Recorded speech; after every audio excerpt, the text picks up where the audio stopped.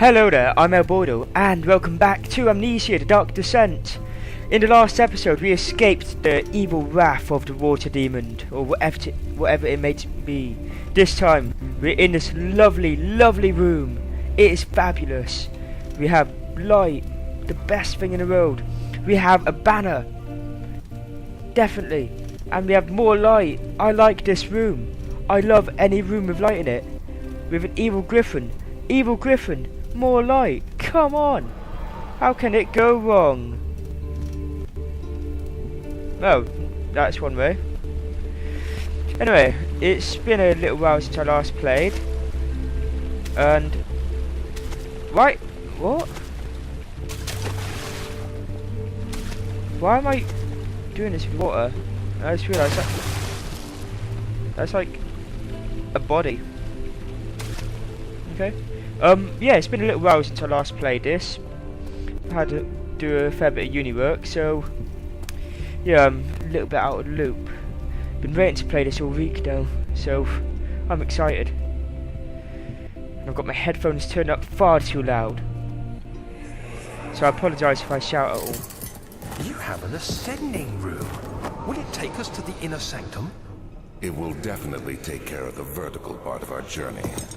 So, you have ridden an elevator before? Yes, the Colosseum at Regent's Park has one. It takes you to the gallery where you can view the panorama. Good. This ride might be a little longer, and in the other direction.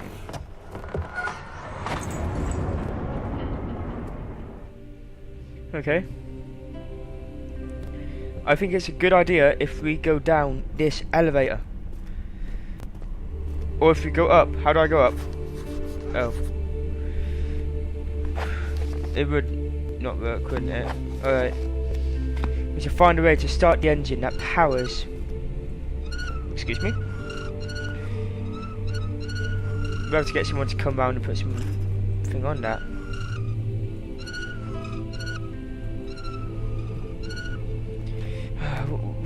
Why? You got all this money for this fancy place, but you can't even oil your elevator. Oh great, the machine room's locked.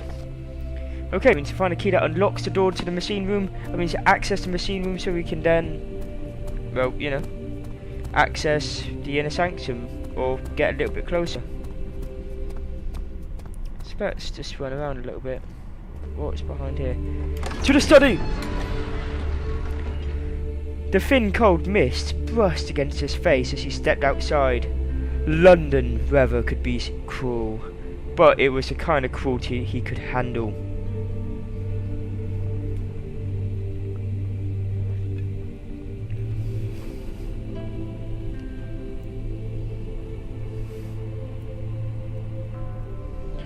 Hopefully the loader menu doesn't do what it's done in previous uploads where it would be perfectly fine, then out of nowhere we get the bit where it pans upwards. Okay, I do this. It's not as nice as the other room. Oh my god, how do I get my... That's how I get my light. I don't really need a light in here though. Okay. Look, you stay. Okay, lovely. So yeah, I missed the beauty of this game. I mean, it's just one of those games that feel nice. They look nice. And being able to throw stuff around is always a very, very big plus in my eyes.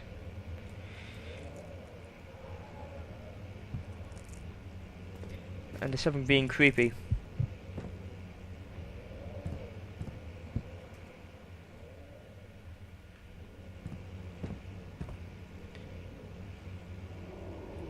See, one thing I'm really looking forward to as well is at some point I'm looking to play an Outlast, but the problem is right now I haven't got a rig properly set up, so a lot of games that I want to play are set on the shelf.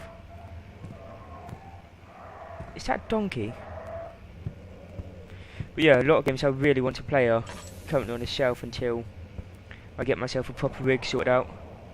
At this point, you can expect a lot more content of many varying games. Okay, here's the letter. Letter regarding the discovery of the orb, of an orb even, to my most trusted student and friend, Johann Reha. The most remarkable thing happened as I was travelling through the Parisian woods this summer. I finally found one of the orbs I have been looking for the last 20 years. It is as inexplicable as the Helidromus described.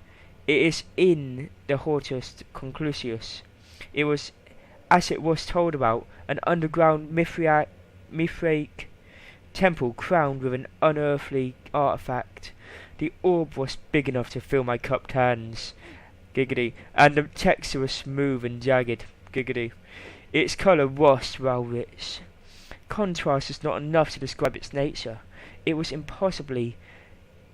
impossibility, an artificial paradox captured within a stone. I was staying in a nearby village called Altstad, investigating one of my antiquated trails, when I finally found a cavern. I went inside and suddenly I could verify the truth of these enigmatic artifacts. They were real. As you can understand, this is the most important discovery of my life, but it has also become my greatest fear. As I entered in the underground chamber, I could feel that I was trespassing. Because of my curiosity, I did my best to fight these instincts and fetch the orb from its place. I scrambled out of the chamber and into the woods. I could sense something was following me. It bayed loudly as it closed in. The beast, this guardian of the orb, was relentless in its pursuit. I made my way to the nearby ravine, where I stumbled upon some men fishing in a lake. I tried to warn them as I passed, but unfortunately they remained as I continued my escape. When I heard their cry of pain echo through the valley, I felt such a tremendous sense of relief, thinking I would be spared. Suddenly, a blue shimmering light engulfed me, and the colours of the forest were washed away before my eyes. I kept running through the bleak surroundings. The trees had turned charcoal black, with leaves of cinder, the ground covered in murky water. I pressed on, through the drenched land, as a glowing ember gave way to the rising wind and rained upon me. I could hear pleading, screams in the distance, and I joined in, as pain and fear overtook me. I fell to the ground, gasping for air. This certainly must sound strange, but I had been carried miles away across the Alps to a grassy field outside Genoa. The Guardian had taken the orb from me, but still, until this day, I fear its return. Sometimes I lay awake at night, listening for the howling cry I heard in the forest. It has been nearly a decade since that day, and I still haven't been able to write about the incident. The last time we spoke, you told me about your interest and ongoing research into the mythic orbs, and I realised I owed you the truth about my visit to Altstad. Your friend and mentor, Heinrich Cornelius Agrippa. Alright, so I feel this tells us a little bit more about the orb itself, the mysterious one we saw in the woodlands. Hang on a tick. And yeah, the mysterious one we saw, that we retrieved. A shadow apparently was following this chap. Well, a guardian even. I can only assume... Were those books there? Were these books there?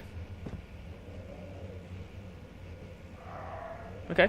I can only assume that we probably awakened the same guardian and angered it. Most rightly.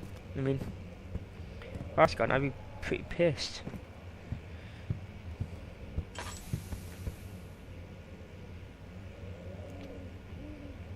Hello, Miss Al.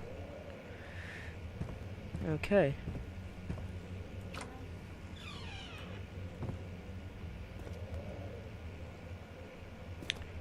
I don't like that room very much. Oh. Well. You know how it is.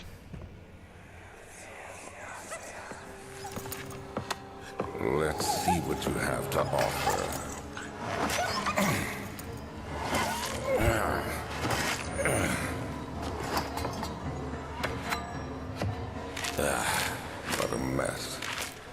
sharpened saw, but I can sense it. It's definitely there.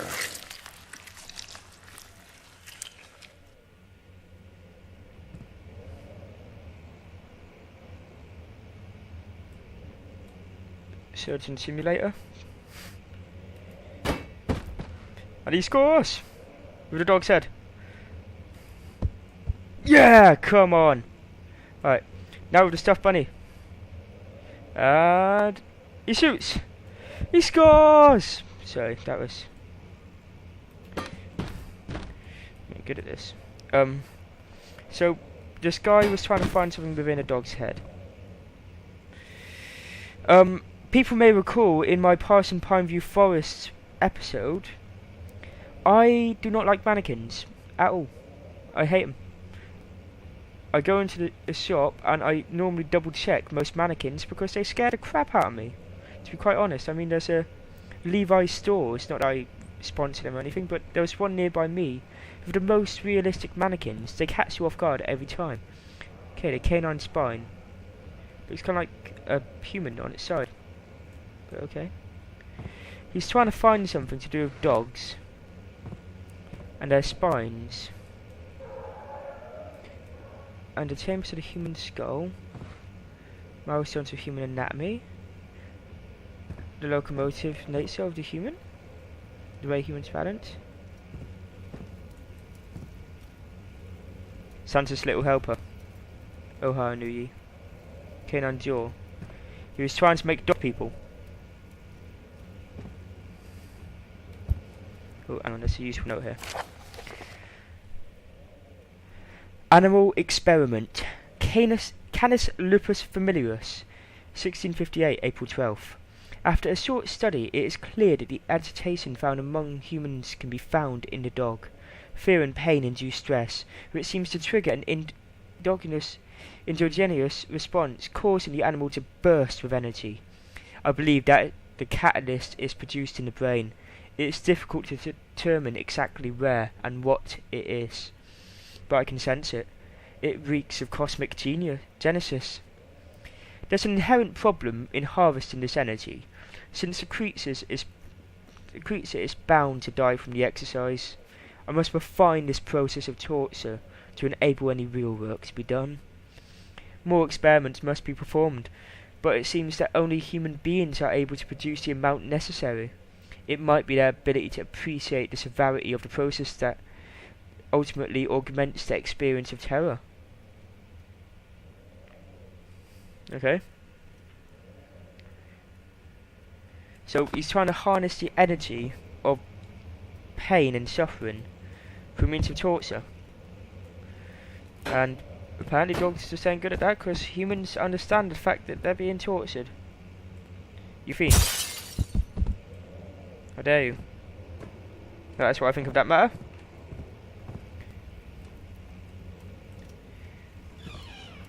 Why mannequins? I do not like this room.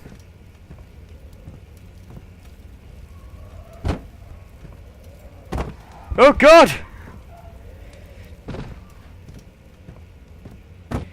You just put this here. Now you stay. Look at me in that tone of voice. Ah. Teach you to be a mannequin. Okay. Anatomy Frontiers, 1658, January 9th. Further disappointment. The antiquarian's latest findings yielded nothing. I am still unable to grasp the inner workings of life and its relation to the power I sense within it. I shall pursue more books on the subject, but I suspect it will be in vain. Since no research has been made in my particular interest, I must attempt to fill that void myself. Clearly humans emanate more of the energy I seek, but I hope animals will suffice, as they provide less of a hassle to acquire. This is true, but it doesn't make it...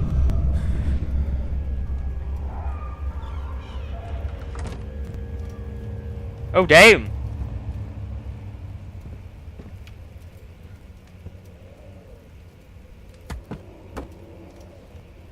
suits you to be a mannequin. Okay, so this guy has been killing humans, even though he said that they're a pain in the arse to gather. That now makes that noise a lot more messed up.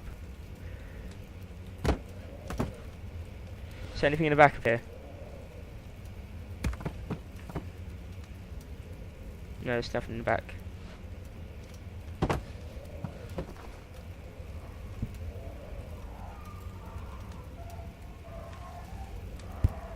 That's really heavy. What?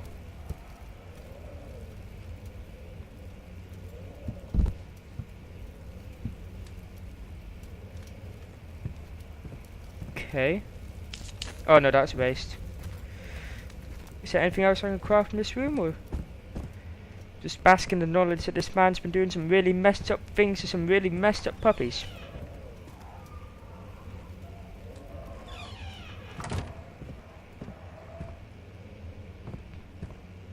I don't recall closing this door.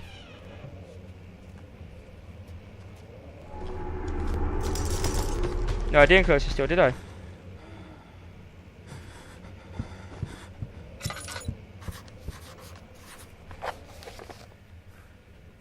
Find another way around the rubble in the study. Ah yes. This rubble is most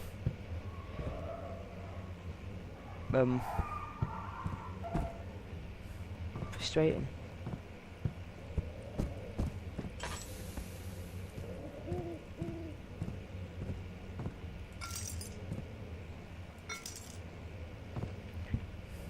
Okay, we could probably break that window open then. I need the correct tool for the job.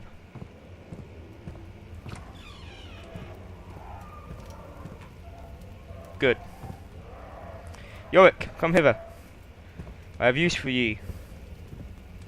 Just leave you two in there. Mannequins, seriously. There's one bit in Condemned Criminal Origins that was the only bit that really messed me up in that game. Was the mannequin department store bit. Okay.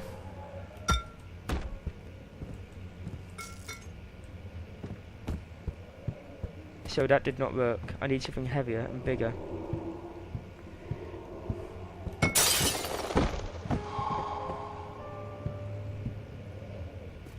Do I get points? Oh, no. Okay.